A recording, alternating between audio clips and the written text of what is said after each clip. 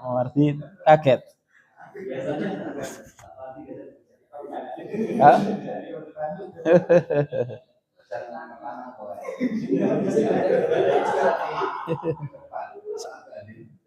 Sasaran tembak.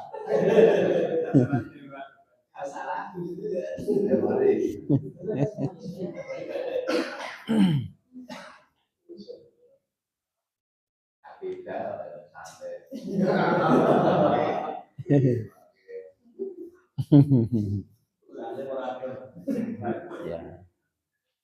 Itu salah satu kelebihan gurunya ganti-ganti ya. Bisa. Lah ya. Bisa apa? Banyak rasanya. Tegang terus juga nggak bisa, santai terus juga nggak bagus. Ya. Kita mulai ya. Bismillahirrahmanirrahim. Alhamdulillah. Nahmaduhu wa nasta'inuhu wa nastaghfiruh wa natubu ilaihi wa nastahdihi wa na'udzu billah min syururi anfusina wa sayyiati a'malina. Allahumma shalli ala Muhammadin wa ala alihi wa ashabihi ajma'in. Melanjutkan pembahasan kitab Manhajus Salikin wa Tawdihul Fiqh Fiddin sampai pada sujud sahwi, sujud tilawah dan sujud syukur. Jadi sujud sahwi adalah sujud yang disyariatkan ketika seseorang lupa di dalam sholat itu ya karena mengurangi ya atau karena menambah atau karena ragu-ragu ya. Jadi pada pertemuan yang lalu sudah kita bahas bersama sebab disyariatkan sujud sahwi ini pertama ya jelas sebab utamanya lupa. Lah lupa tentang apa? Lupa kalau seseorang itu mengurangi rukun atau kewajiban. Kedua, menambah ya rukun atau kewajiban. Yang ketiga karena ragu-ragu. Kemudian beliau mendatangkan beberapa dalil ya dalam paragraf kedua, waqad sabata annahu sallallahu alaihi wasallam qoma anit tasyahhudil awal. Riwayat menyebutkan Rasulullah pernah suatu ketika apa? Lupa tidak tasyahud awal. Kemudian beliau sujud ya, sujud sahwi. Wasallama min rakaatain, kemudian beliau pernah sholat duhur atau sholat asar itu cuman 2 rakaat sudah salam. Kemudian summa dzakaruhu, kemudian diingatkan. Ya, kemudian diingatkan oleh para sahabat, lalu beliau tamama menyelesaikan atau menyempurnakan sholatnya tadi menjadi 4 rakaat wasajada. Lalu beliau sujud sahwi. Jadi maksud tamama di sini ada yang menjelaskan bahwa beliau menyelesaikan sholatnya, jadi menambah 2 rakaat, kemudian salam, ya, kemudian sujud sahwi, baru nanti salam lagi, maksudnya seperti itu. Karena lafadznya tamama berarti menyelesaikan dan menyempurnakan, baru sujud setelah salam. Kemudian juga hadis ketiga, Rasulullah pernah sholat 5 rakaat ya, untuk sholat duhur atau sholat asar. Kemudian ini kisah yang ma'ruf ya, dari kalangan fuqaha, yaitu kisah Dzul Yadain, sahabat yang memiliki tangan yang sangat panjang, sehingga sebutannya apa? Dzul Yadain, bukan tangan panjang tangan loh ya, tapi tangannya panjang. Apa bedanya Mas Riko? Panjang tangan sama tangan panjang? Oh, enggak tahu. Bedanya cuma dibalik itu aja toh. Panjang tangan, tangan panjang.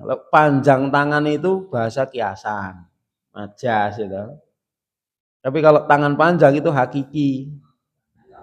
Nyatanya panjang itu loh, melebihi standarnya. Yaitu Dzul Yadain. Kalau panjang tangan itu apa? Bahasa Jawanya celemer, apa celemer? Hah? Suka ngambilin milik orang lain yang bukan haknya. Yaitu panjang tangan. Kalau ringan tangan, nah itu kalau suka batu namanya apa? Hah? Ya ringan tangan juga toh? Ringan tangan, suka membantu. Suka ngampleng juga ringan tangan ya. Berarti ringan tangan bisa 2, positif atau negatif. Ya ini kan bahasa Jawa. Bahasa Indonesia kan sama ringan tangan. Ya. Ya. Jadi kisah Dzul Yadain di mana Rasulullah pernah mengimami sholat sampai 5 rakaat. Kemudian setelah selesai itu ditanya, ya, sholaita khamsan, apakah Anda tadi sholatnya 5 ya, atau apa? Azidati sholah, apakah sholatnya telah ditambah Rasulullah? Rasulullah balik bertanya, wa madzak, apa benar itu? Ya.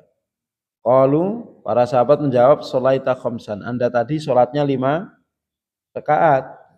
Fasa jada, lalu beliau sujud sahwi 2 kali setelah salam. Ya. Dari sini, dari beberapa riwayat ini, ya para ulama menjelaskan ya, ada yang berpendapat dan membuat kaidah kalau karena penambahan maka apa? Setelah salam. Kalau karena kurang maka sebelum salam. Kalau karena ragu-ragu dan tidak bisa menentukan mana yang kuat, maka sebelum salam. Tapi kalau bisa ragu-ragu dan bisa menentukan mana yang lebih rajih, maka sesudah salam. Ada yang mengatakan demikian. Ya. Namun dijelaskan oleh Syekh Jibrin dalam syarah Manhajus Salikin ini, kaidah itu juga kurang tepat, ya kan? kurang tepat. Maka secara asal, kata beliau menyimpulkan bahwa secara asal sujud sahwi itu adalah sebelum salam.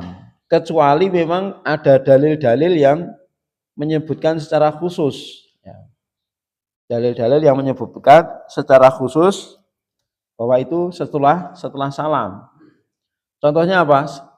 Misalnya taunya setelah salam. Ya, sering sholat 5 rakaat dan taunya setelah salam, maka ya dilakukan setelah salam karena nggak mungkin nambah lagi, udah kebanyakan ya. Seperti kisah Dzul Yadain ini. Atau ketika ragu ya, ketika ragu kemudian ya, kemudian dia tidak bisa menentukan, maka ada riwayat idza syaka ahadukum fi sholatihi, jika salah seorang di antara kalian ragu dalam sholatnya, falam yadri kam sholat, dia tidak yakin atau dia tidak bisa memastikan berapa rakaat dia telah sholat, asalasan am arba'an, apakah 3 atau 4, faliyat rohisyak, maka hendaknya dia menghilangkan keraguannya, wal yabni ala mastaikon, dan mengambil sesuai yang diyakini, yaitu yang sedikit, ya, yang sedikit.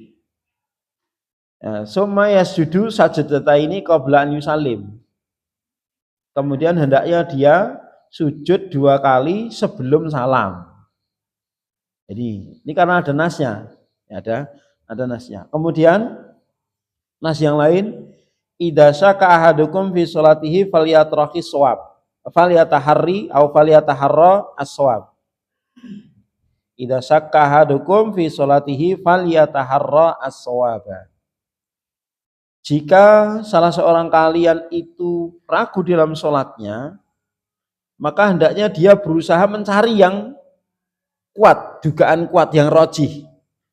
Misalnya antara 3 dan 4. Yang rojih yang mana? Nah, maka kalau dia bisa menentukan yang rojih, oh tadi habis tahiyat awal, berarti ini rakaat yang ketiga. Misalnya ragu ini tadi 2 atau 3.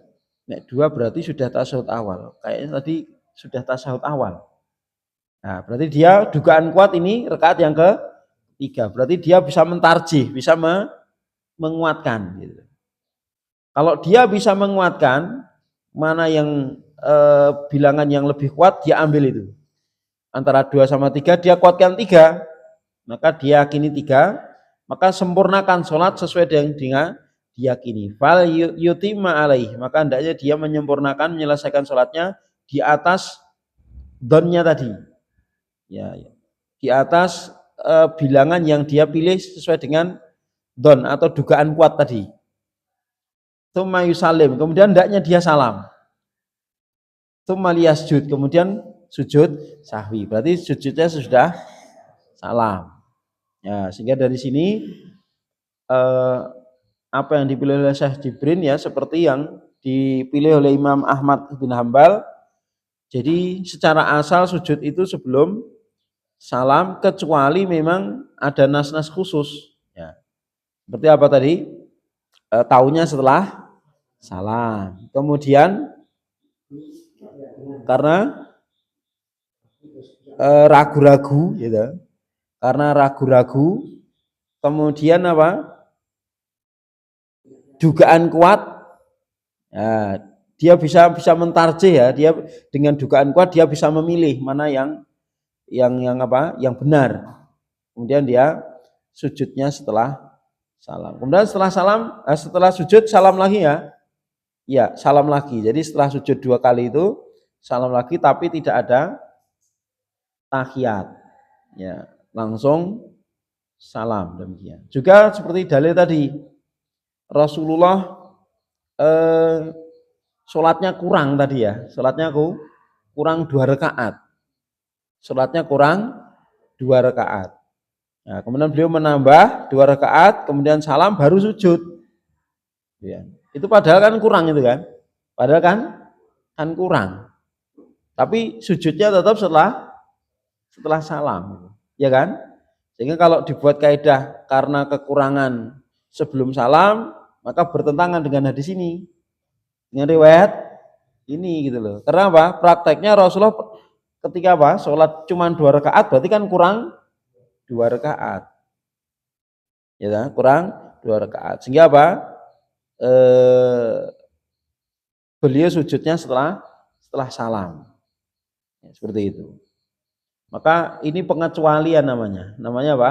Pengecualian. Sehingga pada dasarnya sujud itu adalah sebelum salam. Wallahu a'lam. Ya. Kalau daripada pusing-pusing kamu dengan keraguan terus mana yang terus diulangi dari awal gimana tak? Gampangnya orangnya bisa kembali lagi. Ya itu ngikuti siapa itu? Ya nggak, tuntunannya siapa? Nggak ada loh. Tuntunannya setan ya gitu. Menanamkan was-was itu ya. Ya, karena itu nanti bisa membuat was-was, dan was-was itu dari setan. Nanti akhirnya apa kalau seperti itu? Nanti dibuat ragu-ragu terus, bulan balani terus, akhirnya apa? Dia berat dalam ibadah. Nah, wis berat apa? Wis mutung wis rasa ibadah wae. Itu kan tujuan setan seperti itu. Agama sebenarnya nggak bingung itu ya. Mudah itu kan. Ajaran Nabi itu mudah. Ya, ajaran Nabi itu mudah. Maka kaidahnya sujud sahwi itu sebelum salam, udah selesai. Ya, sebelum salam. Ya. Kalau salam kan otomatisnya bunyinya tawaf. Itu pas mau sujud sahwi harus ikhtiras dulu apa langsung sujud aja? Maksudnya? Kan kalau 4 rakaat setelah salam misalnya sujud sahwinya. Ya. Jadi itu harus memulainya itu dari duduknya duduk tawaf langsung sujud apa dari ikhtiras dulu terus sujud. Nah, kan salam toh, sudah selesai toh, langsung sujud saja. Enggak, jadi habis salam itu langsung sujud. Habis salam, kalau langsung ingat loh ya, terus sujud 2 kali, terus kemudian apa? Duduknya apa? Tawaruk lagi, kemudian salam. Ya, wallah alam. Kalau dia udah bersilang, jadi pikirannya badan gitu. Nah, dia mulainya ya dia duduknya duduk iftiras, langsung duduk, langsung sujud, ya langsung sujud 2 kali, kemudian duduk tawaruk baru salam.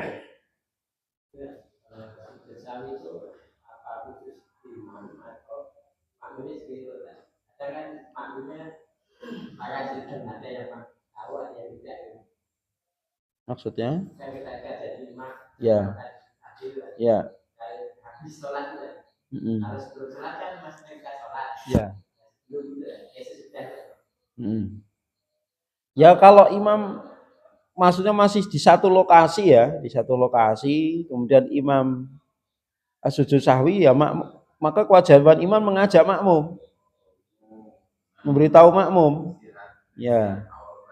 Karena kalau misalnya apa? Baru diberitahu ya, maka sujud sahwi apa? Terus mengajak makmum, memberitahu makmum dulu ini sujud sahwi,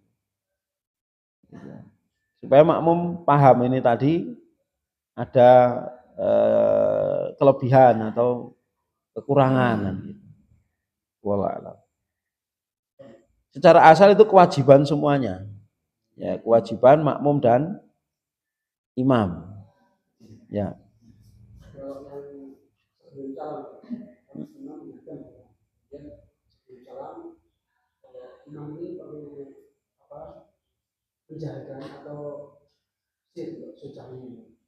Ya ucapan Allahu Akbar kan keras, iya. Karena termasuk apa itu bacaan sholat juga, dan dia sebagai imam memimpin makmumnya, sehingga ya keras. Allahu Akbar, Allahu Akbar. Salamnya juga keras. Jelas ya? Yang lain? kurang beberapa Nggih. terus nah itu sudah sampai itu apa cukup sampai saja atau Ini tadi riwayatnya ini tamama. Jadi tamama menyempurnakan. Menyempurnakan itu berarti kurangnya 2 ya, sholat 2, nambah 2 sampai selesai, salam baru sujud gitu. selesai 2 rakaat langsung sami apa harus dikurangkan dulu Iya. Kan pertama gini Mas, sholat duhur kan harusnya 4 toh. Paham? Baru dapat 2 sudah salam. Paham toh? Terus diingatkan, ada sahabat yang tanya, ini sholatnya apa dikosor wahai Nabi itu dah? Enggak dikosor. Apa Anda lupa? Enggak lupa itu kan. Lah gimana? Tadi sholatnya cuma 2. Jadi Rasulullah baru sadar bahwa sholatnya 2. Berarti kurang berapa Mas? Kurang 2. Terus Rasulullah menyempurnakan 2 lagi, nambah 2 rakaat. Sama sahabat juga sama. Ganti kurangannya itu loh. Kan sebenarnya sudah salam kan sudah selesai sholatnya. Maka takbiratul ihram lagi dan sholat 2 rakaat sampai tasyahudnya, tasyahud akhir. Kemudian apa? Salam. Kemudian apa? Sujud sahwi 2 kali. Terus salam lagi. Paham? Ya itu. Itu namanya menyempurnakan atau cuma 2 rakaat, terus monggo disimpulkan sendiri. Pokoknya kayak gitu. Jelas ya? Ya. Ya. Sama dengan sujud dalam sholat subhana rabbiyal a'la. Sama. Lain?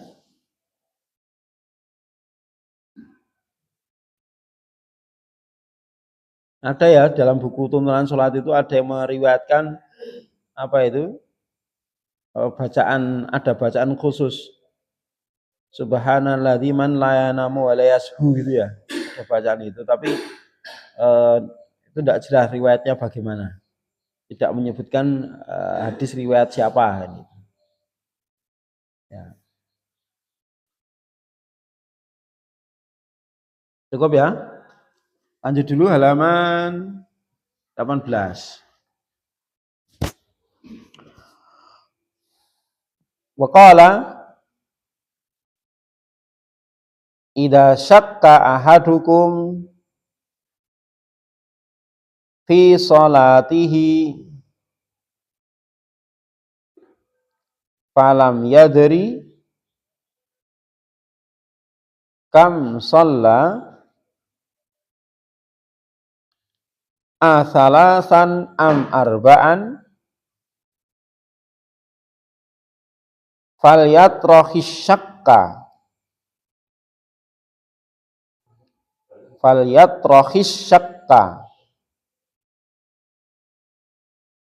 wal yabni ala mastaiqona.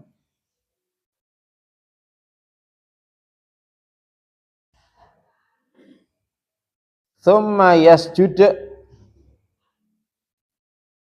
sajdata ini qabla an yusallima. Thumma yasjud sajdata ini qabla an yusallima.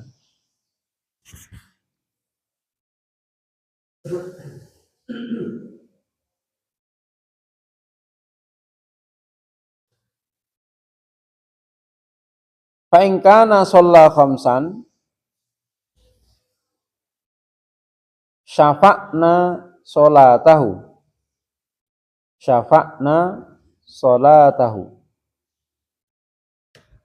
wa in kana shalla tamaman kanata targhiman lisyaitani. Rawahu Ahmadu wa Muslimun walahu an yasjuda qabla salami au ba'dahu. Ya. Walahu an yasjuda qabla salami au ba'dahu. Waqala, ini hadis keempat ya yang beliau bawakan. Idza syakka ahadukum, jika salah seorang di antara kalian ragu fi sholatihi, dalam sholatnya, falam yadri, lalu dia tidak tahu, kam sholat, berapa rakaat dia telah sholat, salatan am arba'an, apakah 3 ataukah 4. Faliyat rohi syakka, maka hendaknya dia menghilangkan keraguannya. Faliyat rohi syakka, maka hendaknya menghilangkan keraguannya. Wal yabni,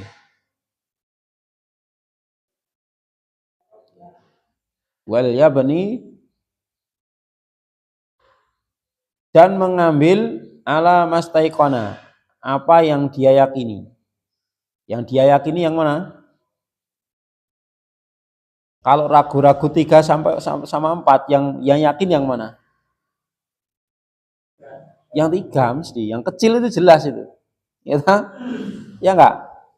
Itu. Misalnya tangi turu. Ini mangan urung ya. Yang yakin apa? Urung, yang tangi turu kok. Yakinnya urung, mesti urung mangan itu. Bangun tidur, wah, tadi wudu atau belum?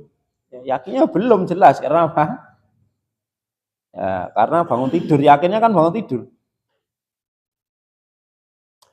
Ya, maka hendaknya mengambil yang dia yakini, yaitu apa? Bilangan yang lebih kecil. Ya. Sumayasjud, kemudian apa? Hendaknya dia sujud 2 kali sebelum salam. Ya, sebelum salam. Ini untuk kasus apa? Ragu-ragu dan dia tidak bisa mengambil yang lebih kuat yang mana. Tapi dalam riwayat lain yang kita sampaikan tadi, kalau bisa mengambil dzon yang kuat, mana yang lebih kuat dari kedua keraguan tadi, ya maka sujudnya setelah salam. Ya. Fa in kana shalla khamsan, jika dia sholat 5 rakaat, kok bisa? Iya, kan tadi ragu-ragunya apa? 3 atau 4, terus diambil 3. Ternyata yang benar dia sudah 4. Berarti kalau nambah lagi berarti 5 gitu loh. Jika dia ternyata sholat 5, syafa'na sholatahu, maka sujudnya itu menggenapkan sholatnya. Syafa'na itu menggenapkan. Jadi sujudnya tadi menggenapkan sholatnya. Kan 5 itu ganjil loh. Nah, maka dengan adanya sujud jadi genap. Paham? Kan 5 kan ganjil. Ya, harusnya sholat zuhur itu genap lah. Ya kan? Maka menggenapkan sholatnya. Wa in kana sholat tamaman, dan kalau dia ternyata sholatnya lengkap, sempurna, misalnya diambil 3 dan benar ternyata 3 yang benar gitu ya. Berarti kalau nambah ya pas, sholatnya 4 pas gitu. Jadi tamam. Maka sujudnya itu targhiman kanata, maka 2 sujudnya tadi targhiman li syaitan, sebagai pukulan buat syaitan. Ya, ngeprank ya syaitan ya. Jadi pukulan buat syaitan. Syaitan biar apa? Ya marah gitu kan. Sudah apa? Dari awal sudah digoda, akhirnya apa? Jadi lupa, jadi ragu-ragu, ternyata di akhir sujud ya wes. Marah dia itu. Marah sedobati gitu kan. Ya. Terus walahu an yasjuda, ya baginya untuk sujud sebelum salam atau sesudah salam. Ini pendapat beliau Syekh Sa'di ya.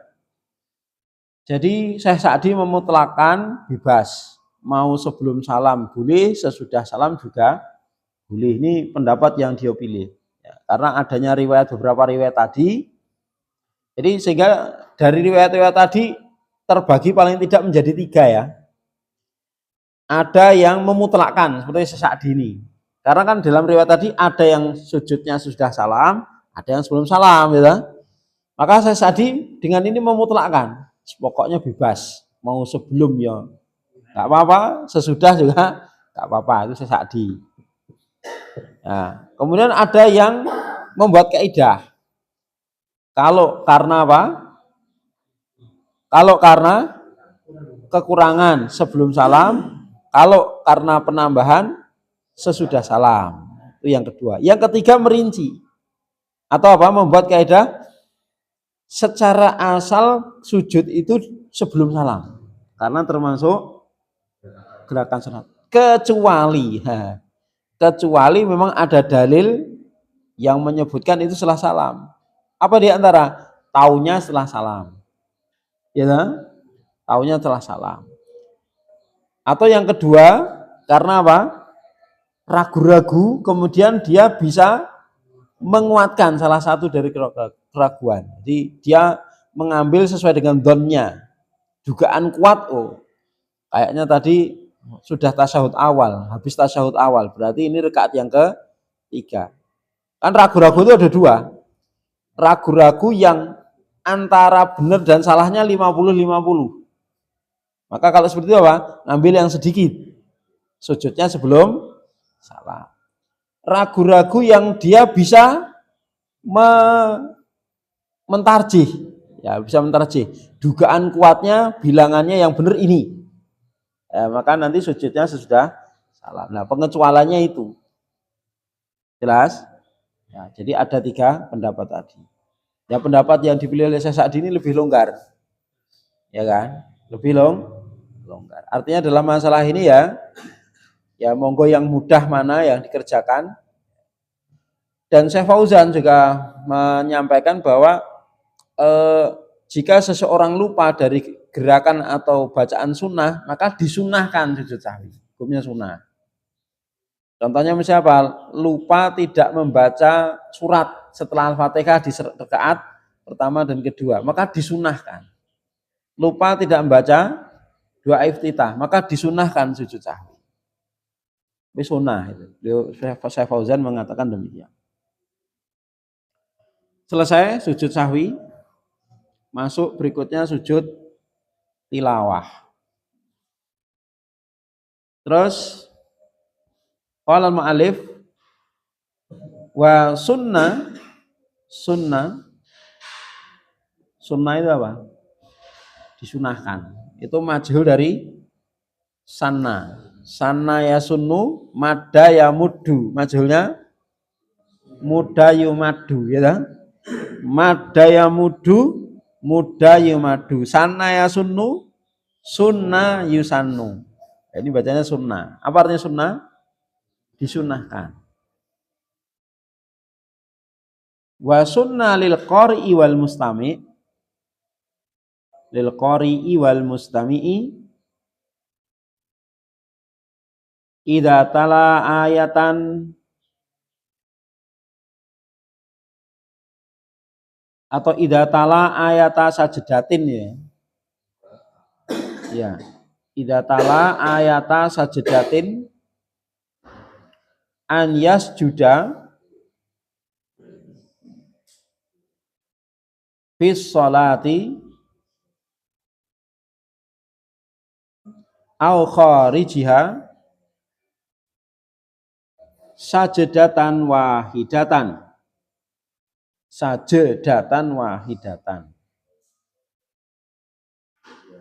Artinya dan disunahkan bagi pembaca dan pendengar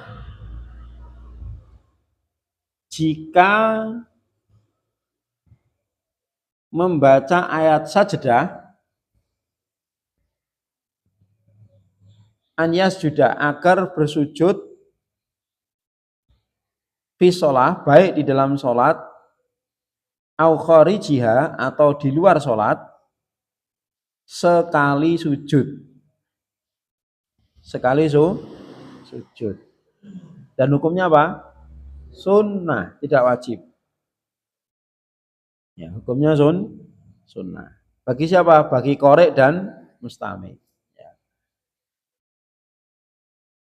Bagian ulama menjelaskan mustami ini maksudnya mustami pendengar ini memang orang yang fokus mendengarkan bacaan Quran.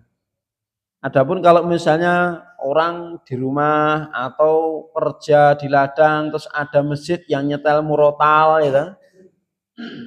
menyetel murotal keras, kemudian di situ ada ayat sajadah maka tidak disyariatkan. Atau ya kita di masjid zikir, doa terus teman kita baca Quran dan kita tidak mendengarkan itu. Ya dengar cuman tidak fokus mendengarkan. Dan lewat ayat sajadah maka tidak disyariatkan sujud tilawah. Jelas? Jadi bagi pendengar ini maksudnya adalah orang yang fokus mendengarkan. Seperti apa? Makmum mendengarkan bacaan imam. Ya, atau ketika apa? Seseorang memang betul-betul diam mendengarkan temannya membaca. Itu pun sebagian ulama menjelaskan kalau yang baca tidak sujud maka dia tidak sujud. Itu yang afdal seperti itu. Walaupun sebagian juga pokoknya bebas. Ya walaupun yang baca tidak sujud, kita sujud juga tidak apa-apa. Maka dapat pahala sunnah. Namun pendapat yang kuat sebagaimana dikatakan oleh Syekh Jibril di sini bahwa mustami itu statusnya kayak yang korek itu ya. Jadi korek itu kayak imamnya. Jadi kalau koreknya sujud ya dia sujud, koreknya enggak ya dia enggak. Seperti itu. Wallahu a'lam. Terus bacaannya sujud bagaimana? Ya, ada beberapa riwayat ya. Ada yang sajada wajhi lilladzi khalaqahu wa sawwarahu wa syaqqa sam'ahu wa basarahu bihaulihi wa quwatihi tabarakallahu ahsanul khaliqin, ada yang gitu. Ya, ada yang Allah maktubli Allah maktubli biha ajron wadok anni biha mizron waja'alha li indaka dhukhran, ada yang gitu. Ya, mana yang mudah? Angel kabeh. Ya asal dihafalkan insyaallah mudah. Ya. Ya itu beberapa riwayat ya tentang sujud tilawah dan doanya. Kemudian ketika di dalam sholat maka mau sujud dan bangkit dari sujud itu disyariatkan untuk takbir. Karena apa? Ketika dalam gerakan sholat itu kan ada gerakan intikal pindah. Setiap gerakan intikal itu ada takbirnya. Adapun ketika di luar sholat, maka sebagian ulama menjelaskan tidak takbir. Sebagian menjelaskan takbirnya ketika apa? Ketika sujud saja. Bangkit dari sujud tidak takbir. Jadi ketika membaca kemudian ketemu ayat sajadah, baca Allahu Akbar, sujud, habis itu bangunnya tidak takbir. Jelas ya, itu ketika di luar sholat demikian. Wallahu a'lam. Selesai sujud tilawah. Yang berikutnya sujud syukur. Wa kadzalika idza tajaddadat lahu nikmatun awin dafa'at anhu nikmatun, ada nikmah ada nikmah. Yang depan tadi nikmatun, yang ini nikmatun. Sajada lillahi syukran. Sajada lillahi syukran. Wa hukmu sujudi syukri ka sujudi tilawati.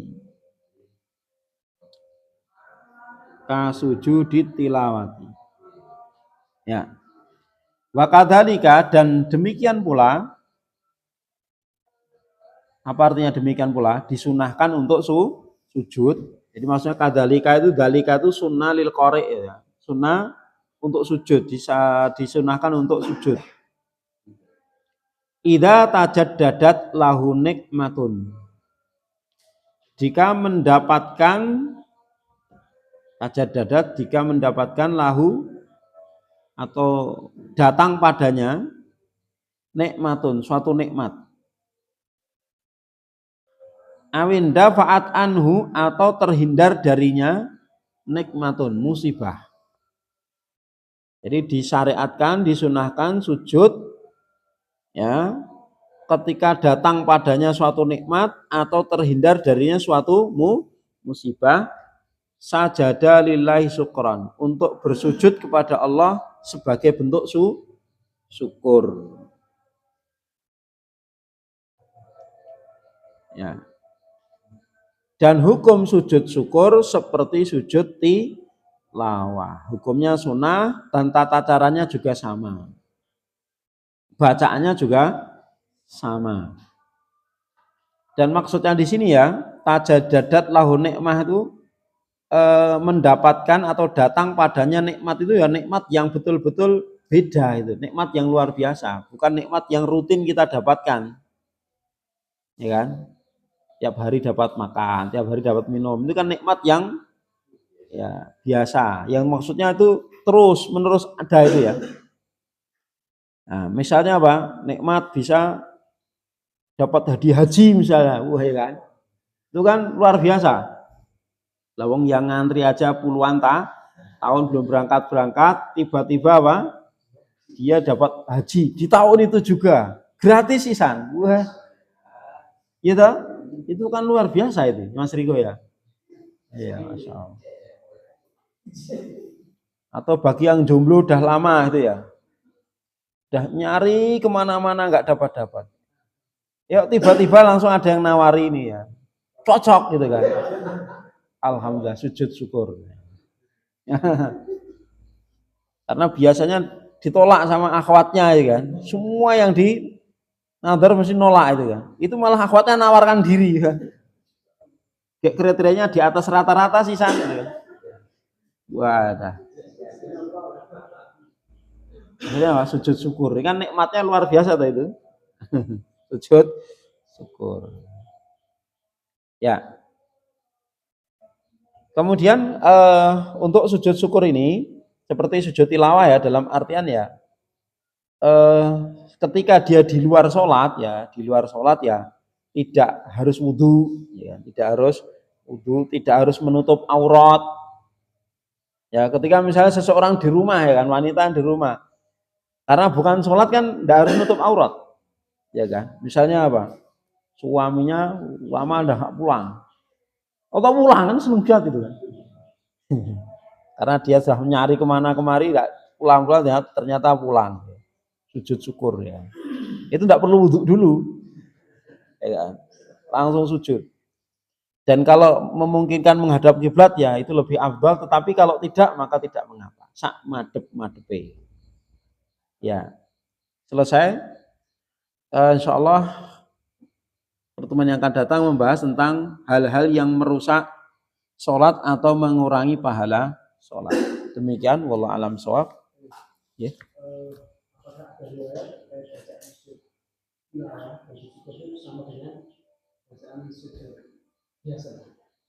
Saya belum tahu.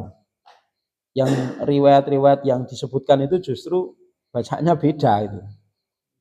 Kalau ketika sujud tilawah, sujud syukur seperti Subhana Rabbiyal A'la itu ya, itu saya belum baca riwayatnya. Kecuali kalau sujud tilawahnya di dalam sholat ya. Wallahu alam ya. Kalau di dalam sholat barangkali wallahu alam. Saya apakah hadisnya, karena kan itu sujud di dalam sholat. Mungkin seperti itu wallahu alam. Saya nggak tahu. Ya.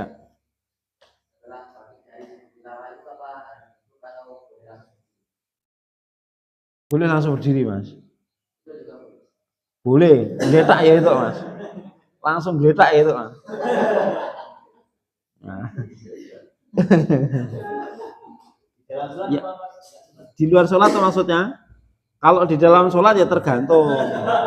Kalau di dalam sholat kan mesti kan pas baca kan berdiri toh, ya mesti berdiri. Duduk dulu sebentar terus berdiri. Jangan leangan. Jelas ya? Jelas ya? Tapi kalau di luar sholat ya bebas. Misalnya apa? Surat yang atau ayat yang baca terakhir itu apa? Wasjud waqtarib. Misalnya gitu kan. Terus ya selesai sujud, ya yang mengakhiri bacaannya kan istirahat boleh langsung bersujud langsung letak. Enggak apa-apa. Ya. Yang membahas tentang sujud tilawah. Yang membaca itu bisa sudah balik atau belum? Yang membaca apa? Sudah balik baca Al-Quran. Enggak ada syarat harus balik. Bisa kita menyimak abang anak kita belum balik belum? Dan menemukan baca saja. Terus dia tilawah. Kita ikut gitu. Ya emang seperti itu. Enggak ada syarat harus balik atau belum balik. Enggak ada. Cukup? Justru yang mensyaratkan harus balik harus ada dalilnya. Maka keumumannya seperti itu. Ya, silakan. Cukup ya? Mas Riko lagi? Insyaallah. Pada saat tahlilan ada sujud. Dan ternyata itu tidak ada harus baca doa. Ya.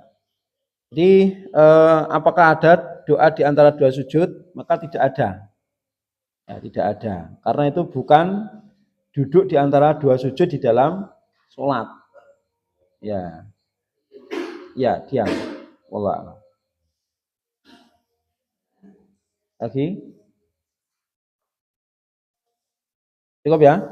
Sallallahu alaihi Muhammad. Alhamdulillah. Assalamualaikum warahmatullahi wabarakatuh.